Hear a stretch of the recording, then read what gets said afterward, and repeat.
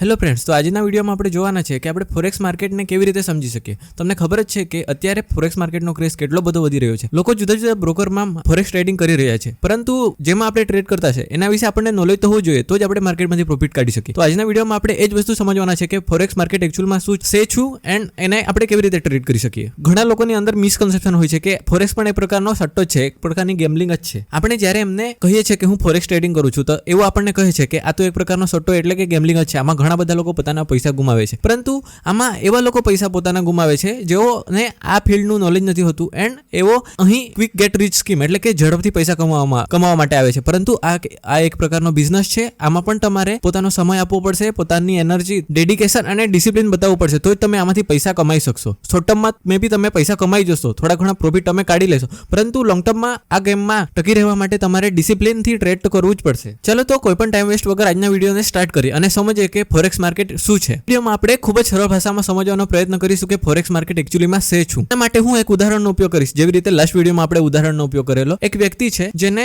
એક દેશમાંથી બીજા દેશમાં ફરવાનું ખૂબ જ ગમે છે, માટે એ શું કરે છે, એ યુએસએ ની ટિકિટ બુક કરે છે, ત્યાંનો વિઝા વગેરે લઈને યુએસએ ફરવા જાય છે. શું યુએસએ માં જઈને એના આપણી દેશની કરન્સી છે રૂપિયો, એ શું ત્યાં ચાલશે? ના, નહીં ચાલે. ત્યાં જવા માટે એણે શું કરવું પડશે, તો એણે પોતાનું જે ઇન્ડિયન રૂપી છે, પોતાની પાસે જેટલા પણ પૈસા હોય એ કન્વર્ટ કરવા પડશે યુએસ ડોલરમાં. આ વસ્તુ કરવા માટે એ ક્યાં જશે? આ વસ્તુ તમે એરપોર્ટ પર કરી શકો છો. ટ્વિસ્ટ ત્યાં આવે છે જ્યારે એ એક્ઝામ્પલ 1 લાખ રૂપિયામાં ડોલર ખરીદે છે, જ્યારે ડોલરની વેલ્યુ ઓછી હતી. હવે અમેરિકા ફરવા જાય છે અને ત્યાંથી પાછો આવે છે. હવે એ જોઈ છે કે જે ડોલરની વેલ્યુ છે વધી ગઈ છે, એને જેટલા રૂપિયામાં એણે ડોલર ખરીદેલા એનાથી વધારે એને પૈસા મળશે. કેમ? કારણ કે એમાં જે ફ્લક્ચ્યુએશન આવેલું એના લીધે. તો આ જ વસ્તુને આપણે ફોરેક્સ ટ્રેડિંગ કહી શકીએ. હવે તમને ક્વેશ્ચન થશે કે કોઈ પણ કરન્સીની વેલ્યુ ઉપર નીચે શા માટે થાય છે? કોઈ પણ કન્ટ્રી છે એ ઇમ્પોર્ટ કરે છે, એક્સપોર્ટ કરે છે. જો કન્ટ્રી ઇમ્પોર્ટ વધારે કરે છે તો એની વેલ્યુ ઓછી થશે, અને કોઈ કન્ટ્રી એક્સપોર્ટ વધારે કરે છે તો એની વેલ્યુ ઇન્ક્રીઝ થશે. એટલે જ તો આપણા ભારતમાં ફોરેક્સ ટ્રેડિંગ શા માટે બેન છે,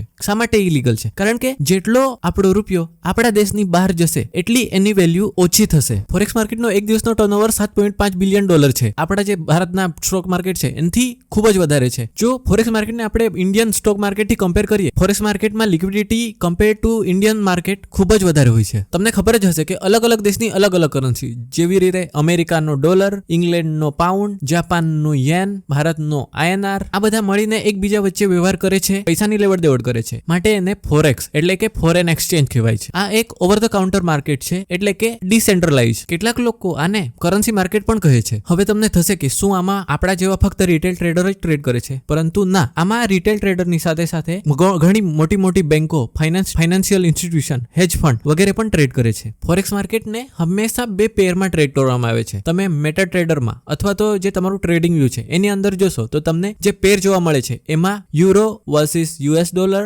GBP, USD INR, આ પ્રકારની પેર તમે જોશો તો તમને જોવા મળશે. તમે ક્યારેય સોલેલી એક પેરને ટ્રેડ નહીં કરી શકો. Base currency and code currency, આ બે પ્રકારની કરન્સી આવે છે. યુરો USD લઈએ તો યુરો USD માં યુરો એ બેઝ કરન્સી છે, જ્યારે USD એ કોડ કરન્સી છે. જે આગળ આવશે એને કહેવાશે બેઝ કરન્સી, અને જે પાછળ આવશે એને કહેવાય છે કોડ કરન્સી. ઉદાહરણ તરીકે, જો તમે યુરો USD માં એકની લોટ બાય કરો છો, એનો મતલબ કે તમે યુરોને ખરીદો છો એન્ડ એની સામે US ડોલરને સેલ કરી રહ્યા છો. અહીં તમને લિવરેજ પણ ઘણું બધું મળશે. ફોરેક્સ માર્કેટ 24 કલાક માટે ચાલુ રહી છે, મંડે ટુ ફ્રાઈડે. અલગ અલગ સેશનમાં તમે અલગ અલગ ટ્રેડ કરી શકો છો. ફોર એક્ઝામ્પલ, તમે Sydney session, Tokyo session, Sydney and Tokyo બંને એશિયન સેશનમાં આવશે, જ્યારે London session, New York session. Mostly જે ટ્રેડર છે એવો લંડન સેશન એન્ડ ન્યુયોર્ક સેશનમાં ટ્રેડ કરે છે, કારણ કે આ બે સેશનમાં વોલેટિલિટી વધારે હોય છે. પણ એ ડિપેન્ડ કરે છે કે તમે કઈ પેરને ટ્રેડ કરો છો. જો તમે યુરો, GBP, USD, ગોલ્ડ વગેરેને ટ્રેડ કરો છો તો તમે લંડન કાં તો ન્યુયોર્કનો ઉપયોગ કરી શકો છો. પરંતુ જ્યારે તમે USD JPY, AUD USD, NZD USD જેવી પેરને ટ્રેડ કરો છો, ત્યારે તમે એશિયન સેશનમાં પણ સારી એવી વોલેટિલિટી મળી રહે છે, એટલે તેમાં પણ તમે ટ્રેડ કરી શકો છો. હવે વાત આવી કે તમે ટ્રેડ કઈ રીતે કરી શકો છો. તો માર્કેટમાં અલગ અલગ રીતે લોકો ટ્રેડ કરે છે. ફોર એક્ઝામ્પલ, કેટલાક લોકો ફંડામેન્ટલ એનાલિસિસનો ઉપયોગ કરીને ટ્રેડ કરે છે, તો કેટલાક લોકો ટેકનિકલ એનાલિસિસ.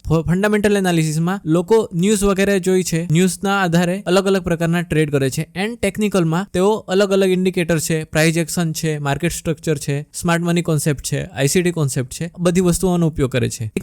ટેકનિકલ એનાલિસિસમાં પણ લોકો અલગ અલગ સ્ટ્રેટેજીનો ઉપયોગ કરે છે. ફોર એક્ઝામ્પલ, કેટલાક લોકો ઇન્ટ્રાડે એટલે કે ડે ટ્રેડિંગ કરે છે, કેટલાક લોકો સ્વિંગ ટ્રેડિંગ કરે છે, તો કેટલાક લોકો પોઝિશનલ ટ્રેડિંગ કરે છે. આ વચ્ચેનો ડિફરન્સ હું તમને આ વિડીયોમાં બતાવવા જઈશ તો આ વિડીયો ઘણું ખરું લાંબુ થઈ જશે. મે બી એના માટે હું કોઈ બીજું વિડીયો બનાવીશ અને એમાં આના વિશે વાત કરીશ. ત્યારે તમે ટૂંકમાં સમજી લો કે જેઓ ડે ટ્રેડિંગ કરે છે તેઓ એક દિવસમાં જ પોતાના ટ્રેડને ક્લોઝ કરે છે, જ્યારે સ્વિંગ ટ્રેડિંગ કરે છે એ લોકો 3 થી 5 દિવસ માટે ટ્રેડને હોલ્ડ કરી રાખે છે એન્ડ જે પોઝિશનલ ટ્રેડ કરે છે ઘણા લાંબા સમય માટે એક ટ્રેડને હોલ્ડ કરી રાખે છે. હવે તમને થશે કે માર્કેટમાં આપણે શું ટ્રેડ કરી શકીએ. તો માર્કેટમાં તમે કરન્સીને ટ્રેડ કરી શકો, કમોડિટીને ટ્રેડ કરી શકો, મેટલને ટ્રેડ, ઇન્ડિસીસને ટ્રેડ કરી શકો. ગોલ્ડ વગેરે મેટલ્સમાં આવે છે, જ્યારે નાસ્ટેક છે, નાસ 100 છે, US 30 છે, SP 500 છે વગેરે ઇન્ડિસીસમાં આવે છે. કરન્સીના તો તમને ઉદાહરણ ખબર જ હશે, યુરો USD, GBP USD વગેરે વગેરે. તમને થશે કે આ બધું ટ્રેડ કરવું છે તો એ ટ્રેડ ક્યાં કરી શકાય. તો એના માટે તમારે ફોરેક્સ બ્રોકરનો ઉપયોગ કરવો પડશે. એન્ડ ફોરેક્સ બ્રોકર ઘણા બધા બ્રોકર છે જે ઇન્ડિયામાં તેમની સર્વિસ પૂરી પાડે છે કે જેઓ લૂપ હોલનો ઉપયોગ કરીને ભારતમાં વર્ક કરે છે કે જેની મદદથી તમને કોઈ પણ પ્રકારની મુશ્કેલી ના આવે, ફેમા એક્ટનો વાયોલેશન ન થાય. માટે અલગ અલગ બ્રોકર છે. ફોર એક્ઝામ્પલ છે વેન્ટેજ છે, XM છે, ટિકમિલ છે. જો આમાંથી તમારે કોઈ બ્રોકરમાં પોતાનું અકાઉન્ટ ખોલવું હોય તો હું નીચે તમને લિંક આપી દઈશ, એમાંથી તમે તમારો અકાઉન્ટ ઓપન કરી શકો છો. અને ટ્રેડ કરવા માટે તમને એક પ્લેટફોર્મની પણ જરૂર પડશે. એ પ્લેટફોર્મ એટલે કે MetaTrader 5. એન્ડ MetaTrader 5 નો ઉપયોગ કેવી રીતે કરવો એના માટે હું તમને જે આઈ બટન છે ત્યાં લિંક આપી દઈશ, ત્યાંથી તમે એ વિડીયો જોશો એટલે તમને કઈ રીતે MetaTrader 5 માં ટ્રેડ કરવું છે એ તમને ખબર પડી જશે. જે લોકો ડેસ્કટોપમાં કરવા માંગે છે કે પછી મોબાઈલમાં, બંનેના માટે સેપરેટ વિડીયો બનાવેલા છે, એ જોઈને તમે એમાં ટ્રેડ કરી શકો છો. અને છેલ્લે ફોરેક્સ માર્કેટ એક લોંગ ટર્મની ગેમ છે. તમે લાંબા સમય આમાં ટકશો તો જ આમાંથી પ્રોફિટ કાઢી શકશો. જો તમે થોડા દિવસમાં મોટું રિટર્ન્સ મેળવવાની આશાએ આમાં આવો છો તો તમે તમારા હાર્ડ અર્ન મની ગુમાવી દેશો. માટે જો તમે લોંગ ટર્મ માટે આને કરવા માંગતા હોય તો જ આમાં આવજો, નહીં તો પછી તમે તમારા પૈસા ગુમાવી દેશો. તો આજ હતું આજના વિડીયોમાં. જો તમને વિડીયો ગમ્યો હોય તો વિડીયોને લાઈક કરજો, ચેનલને સબસ્ક્રાઇબ કરજો. એન્ડ તમને કોઈ પ્રશ્ન હોય, કોઈ મૂંઝવણ હોય તો મને કોમેન્ટ કરીને જણાવજો. તમને કોઈ નવો વિડીયો જોઈતું હોય કોઈ સ્પેસિફિક ટોપિક પર તો એ પણ તમે મને કોમેન્ટ બોક્સમાં લખીને જણાવી શકો છો. બાકી મળીએ નવા વિડીયોમાં. Thank you.